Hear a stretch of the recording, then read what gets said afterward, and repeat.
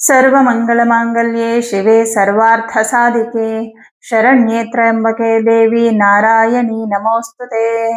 ಓಂ ಹ್ರೀಂ ದುಂ ದುರ್ಗಾಯೇ ನಮಃ. ಓಂ ಶ್ರೀ ಗುರುಭ್ಯೋ ನಮಃ.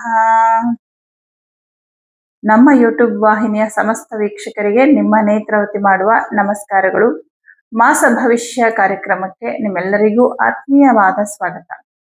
ವೀಕ್ಷಕರೇ, ಜೂನ್ ತಿಂಗಳ ದ್ವಾದಶ ರಾಶಿಗಳ ಗೋಚಾರ ಫಲ ಹೇಗಿದೆ ಅಂತ ನೋಡೋಣ. ಮೊದಲನೇದಾಗಿ ಮೇಷರಾಶಿ. ಮೇಷರಾಶಿಯವರಿಗೆ ಈ ತಿಂಗಳು ಬಹಳ ವಿಶೇಷ. ಯಾಕಂದ್ರೆ ಗುರುವಿನ ಬದಲಾವಣೆ. ಇಷ್ಟು ದಿನ ತೃತೀಯ ಭಾವದಲ್ಲಿದ್ದಂತಹ ಗುರುಗ್ರಹ ನೋಡಿ, ತೃತೀಯ ಭಾವದಲ್ಲಿ ಗುರು ಇದ್ದಾಗ ಯಾವುದೇ ಶುಭ ಫಲಗಳನ್ನ ಕೊಡಲ್ಲ. ಹಾಗೆ 6ನೇ ಮನೆಯಲ್ಲಿ ಗುರು ಇದ್ದಾಗ, 12ನೇ ಮನೆಯಲ್ಲಿ ಗುರು ಇದ್ದಾಗ, 8ನೇ ಮನೆಯಲ್ಲಿ ಗುರು ಇದ್ದಾಗ ಆ ಗುರುವಿನಿಂದ ಯಾವುದೇ ಒಂದು ಶುಭ ಫಲಗಳನ್ನ ನಿರೀಕ್ಷೆ ಮಾಡಕ್ಕಾಗಲ್ಲ. ಯಾಕಂದ್ರೆ ಈ 6, 8, 12 ಇವೆಲ್ಲ ದುಸ್ಥಾನಗಳು. ಇನ್ನು ತೃತೀಯ ಭಾವ ಶುಭವೂ ಅಲ್ಲ ಅಶುಭವೂ ಅಲ್ಲ ಅನ್ನೋ ರೀತಿಯಲ್ಲಿ ಇರುತ್ತೆ. ಹಾಗಾಗಿ ಒಂಥರ ನಿಮ್ಗೆ ಗುರುಗ್ರಹ ತಟಸ್ಥನಾಗಿದ್ದ, ಭಾಗ್ಯಾಧಿಪತಿಯಾಗಿ ಗುರುವಿನ ಅನುಗ್ರಹವೇ ಇಲ್ಲದೆ ಈ ಕಡೆ ಶನಿಯ 7.5 ಕೂಡ ನಡೀತಾ ಇದ್ದಿದ್ರಿಂದ ಬಹಳಷ್ಟು ಕಷ್ಟಗಳನ್ನ ನೀವು ಇದುವರೆಗೆ ಅನುಭವಿಸಿದಿರ. ಆದ್ರೆ ಈ ತಿಂಗಳಿಂದ ಬಹಳಷ್ಟು ಬದಲಾವಣೆಗಳು ನಿಮ್ ಜೀವನದಲ್ಲಿ ಆಗುತ್ತೆ. ಅದರಲ್ಲಿ ಮೊದಲನೇ ಬದಲಾವಣೆನೆ ಈ ಗುರುವಿನ ಬದಲಾವಣೆ. ಮಿಥುನ ರಾಶಿಯಿಂದ ಕರ್ಕಾಟಕ ರಾಶಿಗೆ ಜೂನ್ 1ನೇ ತಾರೀಕು ಗುರು ಹೋಗ್ತಾ ಇದ್ದಾನೆ. ಚತುರ್ಥ ಭಾವ. ಚತುರ್ಥ ಅಂದ್ರೇನೆ ಮಾತೃಸ್ಥಾನ, ಸುಖ ಸ್ಥಾನ ಅಂತ ಹೇಳ್ಬೋದು. ಹಾಗಾಗಿ ಈ ಗುರುವಿನ ಬದಲಾವಣೆ ಬಹಳ ವಿಶೇಷ. ಇನ್ನು ಬೇರೆ ಗ್ರಹಗಳು ಅಂತ ನೋಡಿದಾಗ ನಿಮ್ಮ ರಾಶ್ಯಾಧಿಪತಿ ಮಂಗಳ ಗ್ರಹ ನಿಮ್ಮ ರಾಶಿಯಲ್ಲೇ ಸ್ಥಿತನಾಗಿರ್ತಾನೆ. ಮಂಗಳ ನಿಮ್ಮ ರಾಶಿಯಲ್ಲಿರೋದ್ರಿಂದ ಕುಜನ ಸ್ವಭಾವದಂತೆ ಬಹಳಷ್ಟು ವೇಗ, ಅಂದ್ರೆ ತುಂಬಾ ಹಾರ್ಡ್ ವರ್ಕ್ ಅಂತ ಹೇಳ್ಬೋದು. ಬಹಳಷ್ಟು ವೇಗದಿಂದ ನಿಮ್ಮ ಕೆಲಸಗಳು ಸಾಗ್ತಾ ಹೋಗುತ್ತೆ. ಅದು ಸ್ವಂತ ಉದ್ಯೋಗ ಆಗಿರ್ಲಿ ಅಥವಾ ನೀವು ಬೇರೆಯವ್ರ ಕೈ ಕೆಳಗೆ ಕೆಲಸ ಮಾಡ್ತಾ ಇರ್ಲಿ, ನಿಮ್ಮದು ಅಂತ ಕೆಲಸಗಳು ಏನಿದೆಯೋ ಅದು ನಿಮ್ಮ ಉದ್ಯೋಗಕ್ಕೆ ಸಂಬಂಧಪಟ್ಟಿದ್ದಷ್ಟೇ ಅಲ್ಲದೆ ಬೇರೆ ಬೇರೆ ವಿಚಾರಗಳಿಗೆ ಸಂಬಂಧಪಟ್ಟಂತಹ ಕೆಲಸಗಳು ಕೂಡ ತುಂಬಾ ಫಾಸ್ಟ್ ಆಗಿ ಹೋಗ್ತಾ ಇರುತ್ತೆ. ಯಾಕೆಂದ್ರೆ ಇಷ್ಟು ದಿನ ತುಂಬಾ ವಿಘ್ನಗಳು ಬರ್ತಾ ಇತ್ತು. ಯಾವುದೇ ಒಂದು ಕೆಲಸ ಕೈ ಇಟ್ಟರು ಕೂಡ ಇನ್ನೇನು ಆಗ್ತಾ ಇದೆ ಅನ್ನೋ ಅಷ್ಟರಲ್ಲಿ ಕೊನೆ ಮೂಮೆಂಟ್ ಅಲ್ಲಿ ಅದು ನಿಂತು ಹೋಗ್ತಾ ಇತ್ತು. ಹಾಗೆ ಕೆಲಸಗಳನ್ನ ಕೆಲವೊಂದು ಕಂಪ್ಲೀಟ್ ಆದ್ರೂ ಕೂಡ ಅದರಿಂದ ಯಾವ ಪ್ರತಿಫಲವೂ ಸಿಗ್ತಾ ಇರ್ಲಿಲ್ಲ. ಆದ್ರೆ ಈ ತಿಂಗಳಿನಲ್ಲಿ ಗುರುವಿನ ದೃಷ್ಟಿ ಶನಿಯ ಮೇಲೆ ಪ್ರಾರಂಭ ಆಗುತ್ತೆ. ಯಾವಾಗ ಗುರುವಿನ ದೃಷ್ಟಿ ಶನಿಯ ಮೇಲೆ ಬೀಳುತ್ತೋ ಆ ಶನಿಯ 7.5ನ ಒಂದು ಪ್ರಭಾವ 80% ಕಮ್ಮಿ ಆಗುತ್ತೆ. ಅಂದ್ರೆ ಆ 7.5ನ ಒಂದು ನೆಗೆಟಿವ್ ಪ್ರಭಾವಗಳು ನಿಮ್ಗೆ ಇನ್ ಮುಂದೆ ಕಮ್ಮಿ ಆಗುತ್ತೆ. ಇದರಿಂದಾಗಿ ಕೆಲಸದಲ್ಲಿ ಆಗ್ತಕ್ಕಂತಹ ಅಡೆತಡೆಗಳು ಕಮ್ಮಿ ಆಗುತ್ತೆ. ಈ ತಿಂಗಳಿನಲ್ಲಿ ನಿಮ್ಮ ಎಲ್ಲಾ ಕೆಲಸಗಳು ಸಕ್ಸಸ್ ಆಗತ್ತೆ ಅಂತಾನೆ ಹೇಳ್ಬೋದು. ಸ್ವಂತ ಉದ್ಯೋಗವನ್ನ ಮಾಡ್ತಕ್ಕಂಥವ್ರಿಗೆ ತುಂಬಾ ಅಭಿವೃದ್ಧಿ ಇದೆ. ನಿಮ್ಮ ಒಂದು ವ್ಯಾಪಾರದಲ್ಲಿ ಬಹಳಷ್ಟು ಒಳ್ಳೆಯ ಬದಲಾವಣೆಗಳಾಗತ್ತೆ. ನೀವು ಅನ್ಕೊಂಡಿರ್ಲಿಲ್ಲ ಇಷ್ಟು ಒಂದು ಒಳ್ಳೆಯ ಬದಲಾವಣೆಗಳು ಲೈಫಲ್ಲಿ ಆಗತ್ತೆ ಅಂತ. ಆ ತರ ನಿಮ್ಮ ಒಂದು ಉದ್ಯೋಗದಲ್ಲಿ ಒಳ್ಳೆಯ ಬದಲಾವಣೆಗಳಾಗತ್ತೆ.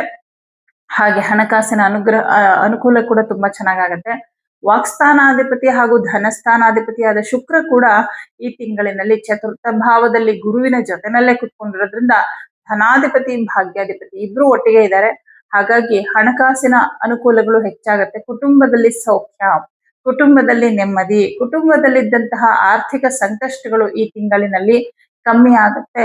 ಹಾಗೆ ಮಾತಿನ ಮೂಲಕ, ಅಂದ್ರೆ ನೀವು ಯಾವುದೋ ಒಂದು ಕೆಲಸಗಳು ನಿಮ್ಗೆ ಆಗ್ಬೇಕು, ಸಕ್ಸಸ್ ಆಗ್ಬೇಕು, ಆ ಕೆಲಸಗಳ ಕುರಿತಾಗಿ ಮಾತಾಡ್ಬೇಕು, ಅಥವಾ ಯಾವುದೋ ಒಂದು ನಿಮ್ದು ಕೆಲಸ ನೀವು ಅನ್ಕೊಂಡಿದ್ದಾಗ್ಬೇಕು, ಇದ್ರ ವಿಚಾರವಾಗಿ ನೀವು ಮಾತಾಡ್ಬೇಕು, ಇಲ್ಲ ಪ್ರಮೋಷನ್ ಆಗ್ಬೇಕು, ಇಲ್ಲ ಸ್ಯಾಲ್ರಿ ಜಾಸ್ತಿ ಆಗ್ಬೇಕು, ಇದ್ರ ಬಗ್ಗೆ ನಿಮ್ಮ ಮೇಲಧಿಕಾರಿಗಳ ಹತ್ರ ಮಾತಾಡ್ಬೇಕು. ಆ ತರದ ಯಾವುದೇ ಮಾತುಕತೆಗಳಿದ್ರು ಕೂಡ ಈ ತಿಂಗಳಲ್ಲಿ ಮಾತಾಡಿ.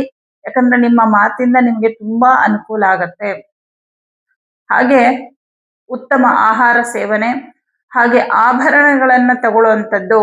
ಯಾಕಂದ್ರೆ ಧನಾಧಿಪತಿ ಹೋಗಿ ಗುರು ಜೊತೆ ಕುತ್ಕೊಂಡಿದ್ದಾನೆ. ಒಡವೆ, ವಸ್ತ್ರ ಇತ್ಯಾದಿಗಳನ್ನ ನೀವು ಖರೀದಿ ಮಾಡುವಂಥದ್ದು, ಶಾಪಿಂಗ್ ಮಾಡುವಂಥದ್ದು ಇದೆಲ್ಲವೂ ಕೂಡ ಇರುತ್ತೆ. ತೃತೀಯ ಭಾವಾಧಿಪತಿ ಬುಧ ಗ್ರಹ ತೃತೀಯ ಭಾವದಲ್ಲೇ ಇರೋದ್ರಿಂದ ಸ್ನೇಹಿತರನ್ನ ಭೇಟಿ ಮಾಡುವಂಥದ್ದು, ಹತ್ತಿರದ ಪ್ರಯಾಣ ಇದೆಲ್ಲವೂ ಮನಸ್ಸಿಗೆ ಬಹಳ ಖುಷಿಯನ್ನ ಕೊಡುತ್ತೆ. 6ನೇ ಮನೆ ಅಧಿಪತಿ ಕೂಡ ನಿಮ್ಗೆ ಬುಧ ಗ್ರಹನೇ ಆಗಿ ತೃತೀಯ ಭಾವದಲ್ಲಿ ಸ್ವಕ್ಷೇತ್ರದಲ್ಲಿ ಸ್ಥಿತನಾಗಿರೋದ್ರಿಂದ ಬೇರೆಯವರ ಕೈ ಕೆಳಗೆ ಯಾರ್ಯಾರು ಕೆಲಸ ಮಾಡ್ತಾ ಇದೀರೋ ನಿಮ್ಮ ವೃತ್ತಿಯಲ್ಲಿ ತುಂಬಾ ಚೆನ್ನಾಗಿರುತ್ತೆ. ವರ್ಕ್ ಪ್ರೆಷರ್ ಆಗಿರಬಹುದು, ಒತ್ತಡ ಆಗಿರಬಹುದು, ಮೇಲಧಿಕಾರಿಗಳಿಂದ ಕಿರಿಕಿರಿ ಇದೆಲ್ಲವೂ ಕೂಡ ಕಡಿಮೆ ಆಗ್ಬಿಡುತ್ತೆ. ನಿಮ್ಮ ಉದ್ಯೋಗದಲ್ಲಿ ಬಹಳ ಸುಲಭವಾಗಿ ನಿಮ್ಮ ಕೆಲಸವನ್ನ ಮಾಡ್ಕೊಳ್ಳೋದ್ರ ಜೊತೆಗೆ ಅಲ್ಲಿ ನಿಮ್ಮ ಗೌರವ ಘನತೆ ಹೆಚ್ಚಾಗತ್ತೆ. ನಿಮ್ಮ ವ್ಯಕ್ತಿತ್ವ ಕೂಡ ವಿಕಾಸ ಆಗುವಂತಹ ಸಮಯ ಇದಾಗಿದೆ ಅಂತ ಹೇಳ್ಬೋದು. ಪಂಚಮಾಧಿಪತಿ ನಿಮ್ಗೆ ರವಿಗ್ರಹ 14ನೇ ತಾರೀಕುವರೆಗೂ ಧನಸ್ಥಾನದಲ್ಲಿರ್ತಾನೆ. ಶುಭವೇ, ನಿಮ್ಗೆ ಏನು ತೊಂದರೆ ಏನಿಲ್ಲ. ಆದ್ರೆ ಧನಸ್ಥಾನದಲ್ಲಿದ್ದಾಗ ನಿಮ್ ಹತ್ರ ಇರೋ ಹಣ ಸ್ವಲ್ಪ ಖರ್ಚಾಗತ್ತೆ. ಹೇಳಿದ್ನಲ್ಲ, ಒಡವೆ ವಸ್ತ್ರ ಇತ್ಯಾದಿಗಳನ್ನ ತಗೋಬಹುದು. 16ನೇ ತಾರೀಕಿನ ನಂತರ ಖರ್ಚು ಸ್ವಲ್ಪ ಕಮ್ಮಿ ಆಗ್ಬಿಡುತ್ತೆ. ಈ 16ನೇ ತಾರೀಕಿಗೆ ರವಿಗ್ರಹ ತೃತೀಯ ಭಾವಕ್ಕೆ ಹೋಗ್ತಾನೆ, ಆಗಲೂ ಕೂಡ ಶುಭ ಫಲ. ಈ 16ನೇ ತಾರೀಕಿನ ನಂತರ ಈ ತಿಂಗಳಲ್ಲಿ ನಿಮ್ಮ ಅತ್ಯಂತ ಪ್ರೀತಿ ಪಾತ್ರರು, ಬಹಳ ಅವರನ್ನ ನೀವು ಹಚ್ಕೊಂಡಿದ್ರಿ, ಆದ್ರೆ ನಿಮ್ಮಿಂದ ದೂರ ಆಗಿದ್ರು, ಅಂಥವರನ್ನ ಮತ್ತೆ ಭೇಟಿಯಾಗುವಂತಹ ಸಂದರ್ಭ ಬರುತ್ತೆ ಈ ತಿಂಗಳು 16ನೇ ತಾರೀಕಿನ ನಂತರ. ಹಾಗೆ ಸಪ್ತಮಾಧಿಪತಿ ನಿಮ್ಗೆ ಶುಕ್ರ ಗ್ರಹ ಚತುರ್ಥ ಭಾವದಲ್ಲಿ ಸ್ಥಿತನಾಗಿರೋದ್ರಿಂದ ಯಾರ್ಯಾರೆಲ್ಲ ಪಾರ್ಟ್ನರ್ಶಿಪ್ ಅಲ್ಲಿ ಬಿಸ್ನೆಸ್ ಮಾಡ್ತಾ ಇದ್ರೋ ತುಂಬಾ ಅನುಕೂಲ ಇದೆ. ಹಾಗೆ ನಿಮ್ಮ ಸಂಗಾತಿಯ ಜೊತೆ ಹೆಚ್ಚು ವಿಚಾರಗಳನ್ನ ಶೇರ್ ಮಾಡ್ಕೊಳ್ಳುವಂಥದ್ದು, ಕೆಲವು ಭವಿಷ್ಯದ ಬಗ್ಗೆ ಕೆಲವೊಂದು ನಿರ್ಧಾರಗಳನ್ನ ತಗೊಳ್ಳುವಂಥದ್ದು ಇದೆಲ್ಲವೂ ಇರುತ್ತೆ. ಹಾಗೆ ಗ್ರಾಹಕರಿಂದ ಬಹಳಷ್ಟು ಅನುಕೂಲಗಳಾಗುವಂಥದ್ದು ಇದೆಲ್ಲವೂ ಇದೆ. ಬೇರೆಯವರಿಂದ ನಿಮ್ಗೆ ಸಹಾಯ ಆಗತ್ತೆ. ಅವರು ನಿಮ್ ಸಂಬಂಧಿಕರಲ್ಲ, ಬಂಧುಗಳಲ್ಲ, ಆದ್ರೆ ಯಾರಿಂದಲೂ ನಿಮ್ಗೆ ಸಹಾಯ ಆಗುವಂಥದ್ದಾಗತ್ತೆ. ಇನ್ನು ಭಾಗ್ಯಾಧಿಪತಿಯಾದಂತಹ ಗುರುಗ್ರಹ ಚತುರ್ಥ ಭಾವದಲ್ಲಿ ಸಂಚಾರ ಮಾಡ್ತಾ ಇದ್ದಾನೆ.